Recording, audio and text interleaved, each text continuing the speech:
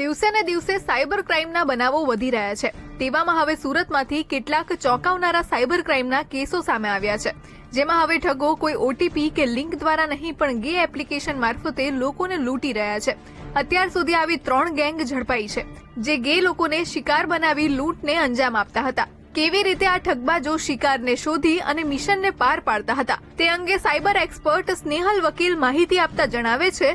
Generally તેઓ શું કરે છે કે ગ્રાઇન્ડર હોય કે કોઈ પણ બીજી આવી એપ્સ હોય તેના થ્રુ પોતાના જ લોકોને ક્રિએટ કરીને આર્ટિફિશિયલી આવા લોકોને એ લોકો એક્સેપ્ટ કરે છે, એમને ફ્રેન્ડશિપ રિક્વેસ્ટ મોકલે છે, એમની સાથે કોર્ડિનેટ કરે છે અને પછી તેઓ એમને કશે મળવા બોલાવે છે અને ત્યારબાદ જ્યારે તેઓ પોતાની પ્રાઇવેટ મુવમેન્ટ માટે બધું એ લોકો આગળ વધતા હોય છે એ જ ટાઈમ પર there are couple of people કે જે કોઈક ને કોઈક રીતના ઘાતક રીતના આપણે એમ કહી શકીએ છીએ કે આવા લોકોને સેક્સ્યુઅલી અબ્યુઝ પણ કરે છે અને ઘણી બધી જગ્યાએ તેમની પાસે સારું એવું રેન્સમ વસૂલે છે। આ તમામ ગેંગમાં 17 થી લઈને 30 વર્ષની ઉંમરના યુવકો સંકળાયેલા છે। મોટાભાગના આરોપીનો ગુનાહિત ઇતિહાસ નથી, જો કે 2 શખ્સ ગુનાહિત ઇતિહાસ ધરાવે છે।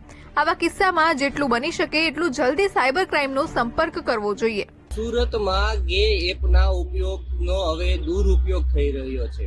યુવકો જ યુવકોને બોલાવીને તેને બ્લેકમેલ કરીને રૂપિયા પડાવી રહ્યા છે। આ બાબતે સાયબર એક્સપર્ટ પણ તેમને જાગૃત કરી રહ્યા છે અને પોલીસ પણ જાગૃત કરી રહી છે।